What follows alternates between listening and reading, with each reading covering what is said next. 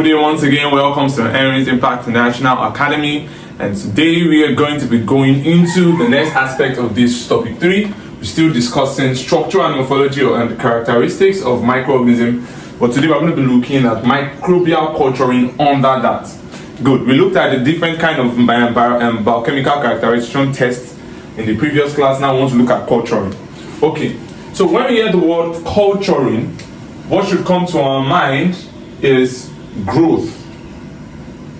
And now that we're looking at microbial culturing, so we're looking at the growth of microorganisms. So we're looking at the growth of microorganisms. Why? Because we are referring to microbial culturing. So culturing is simply the process of growing microorganisms under what? Under what we call a controlled environment. Under controlled conditions, or you can say controlled environment. So it is the growth of microorganisms under controlled conditions. Are we together now? That can support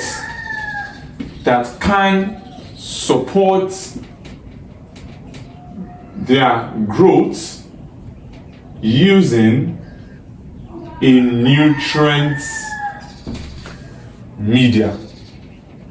So the key thing there is that when you ask about culturing, you want to be able to show that culturing is all about growth of microorganisms. You want to show that it must happen in a controlled condition, which has to do with appropriate temperature. It has to do with the right amount of pH and all, and then you need food supply, that is nutrients, within the medium. So very good. Now that we know that, culture on its own is different from culturing. So when you try to define culturing, you are defining the process of growing. Are you there now? But what's the culture? When you hear the word culture, a culture is simply a population of microorganisms.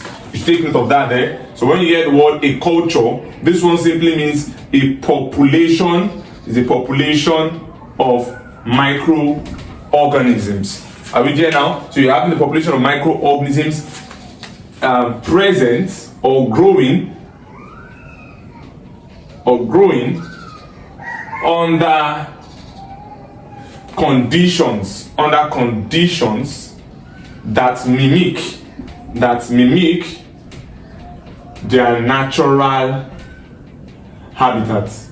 Good.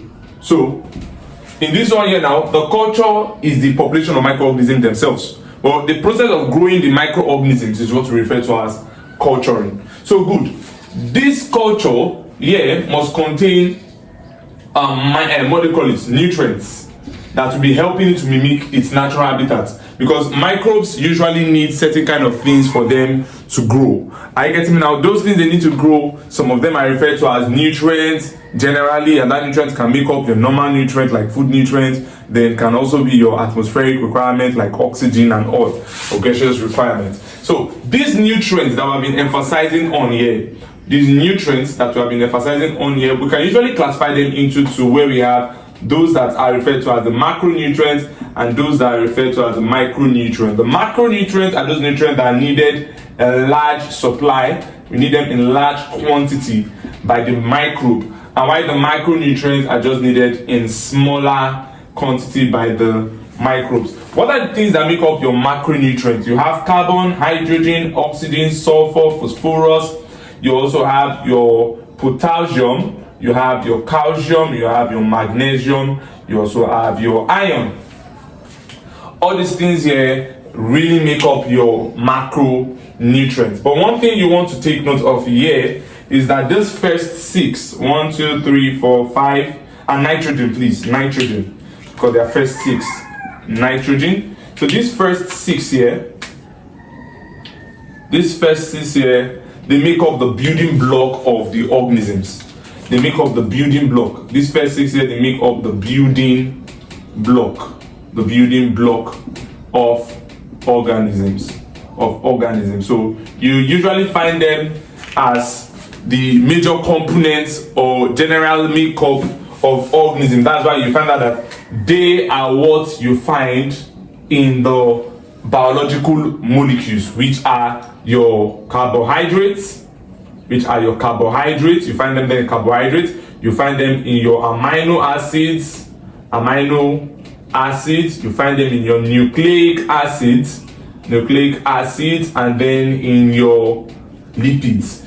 So these are the guys that make up this one. That does not mean that these guys are not useful. These people are also very useful. They have specific functions in ionic forms. Yes, in ionic forms. So we know that potassium basically can help in protein synthesis. These are questions that they can ask you. They can help in protein synthesis within the bacterial cell. Calcium usually helps in contributing to heat resistance in bacteria endospores. So those endospores of bacteria, we know that endospores of bacteria are resistant to heat as a result of the presence of calcium ion. Very, very important. This guy here helps in the stability. That is magnesium 2 ion. It helps in stability, or let's say stabilization of cell membrane of the bacteria, as well as ribosomes. So stability of cell membrane and ribosomes. Iron is usually a major component of the cytochrome, right? You find it there in the cytochrome, and it will also help in contributing to electron carrier proteins. You find them in electron carrier proteins that enable them to actually carry these guys around. Your micronutrient there, that's where you have your molybdenum, you have your other ions generally, your other ions that you find there. You have the molybdenum, you have your chlorine, and so on. You have those guys there. These ones here, they just make up small components, or they're just required in smaller amounts within the cell. All right, good. Now that we've known this, let's come into this culture here. This culture medium, and this culture here requires what we call culture medium. That is, the population will be present in the culture medium. The culture medium is the nutrient supply. It is the medium that is supplying the nutrient requirements of that what they call it, microbe, or of the population of microorganisms. And we can classify the culture mediums. Look at it here. So we have culture mediums. We can classify them based on three main criteria. So we'll be looking at the classification based on three main criteria. This is very important for you to know. What are the three main criteria that we are going to be looking at here? We are going to be looking at classification based on physical states. Classification based on the physical state of the culture medium. We are going to be looking at classification based on the chemical composition. The chemical composition. Are you there now? Very important one there. And then we will now be looking at classification based on function. Now, when we want to classify based on physical state, we have two major classes there. We are going to be looking at the liquid culture. That's, the liquid culture is the nutritional media. So we have the liquid culture media. We are also going to be looking at the solid culture media. You see, it states. Then there is nothing like gaseous culture media for now in this aspect that we're looking at here. Good. So rather, we'll be looking at your semi-solid culture media. Each of these media have their function. But in terms of chemical composition, we'll be looking at the basal, which can also call the simple media. Basal or simple media. Then we'll also be looking at the complex media. The complex media, very, very important. After that, we'll now be looking at the defined or definite, and or if they don't call it definite, you'll see them refer to it as your synthetic media. Very, very simple, very interesting. Now, but when we want to classify based on functions here now, based on functions, we are going to be looking at those that we'll refer to as the selective media. we'll look at the differential media. We'll also be looking at what we'll call the transport media. Very, very important. We'll look at the enriched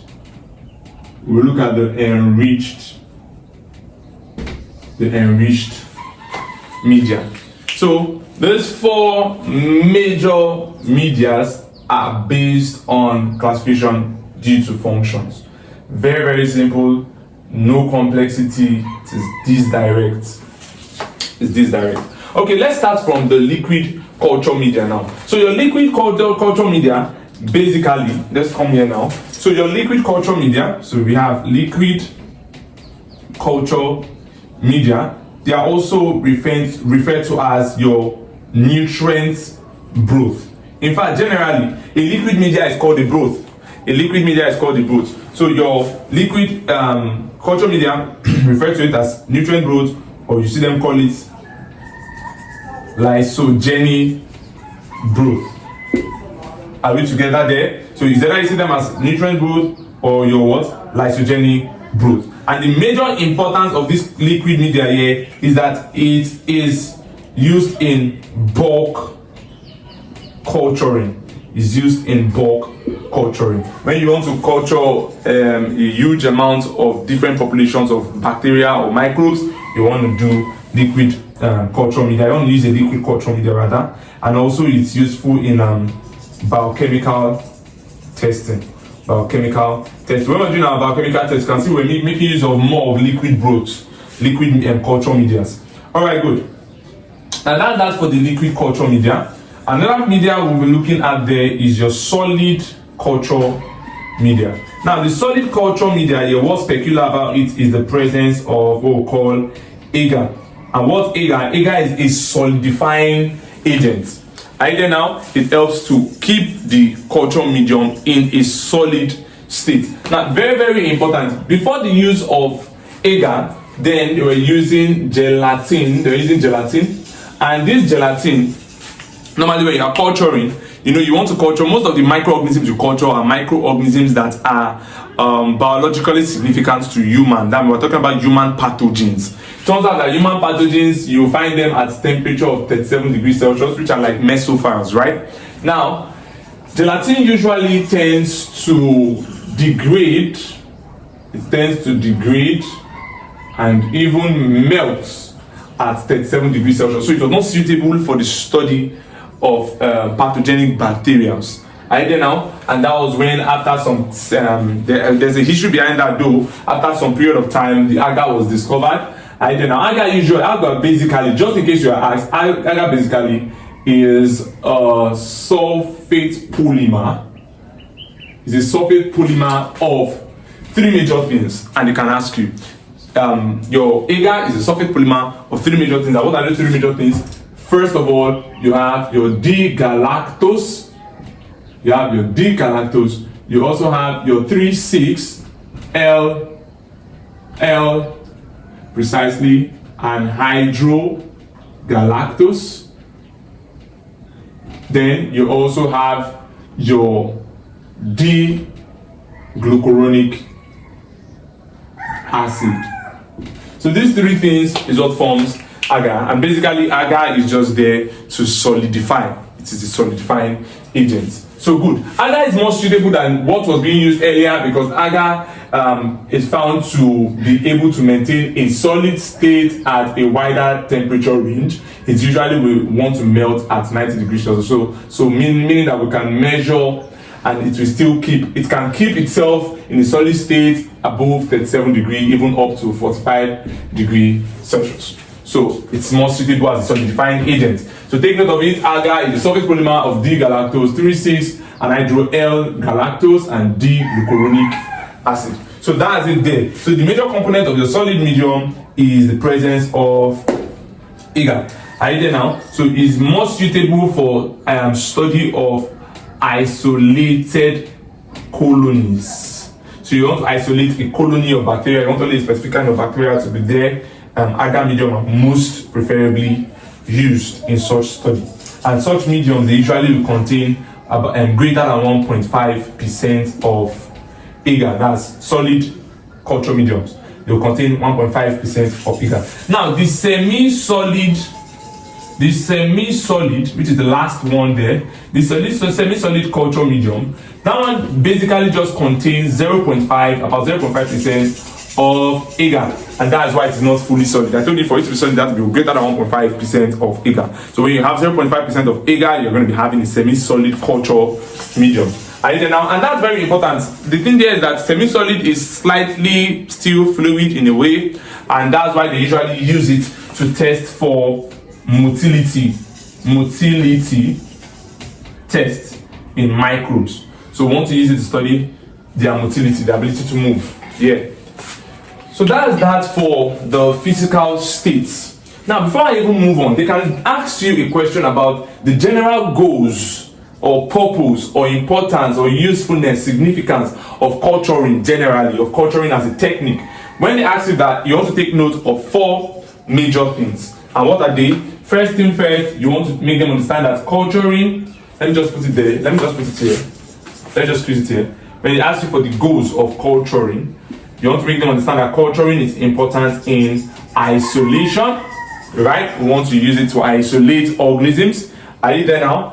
Then you want to also use it in identification, because now that we've been able to isolate, there are certain kind of technique within that you can use to identify the particular microbe you want to study, and that's where the third one comes in. It helps in study of those microbes, or what we call research. It's useful in research. After you've done that, you want to also preserve them. You want to preserve them for further studies. Example of such further studies, you're preserving them for in the medical field, which is what this is going to be important about. You want to preserve them because you might want to use them for sensitivity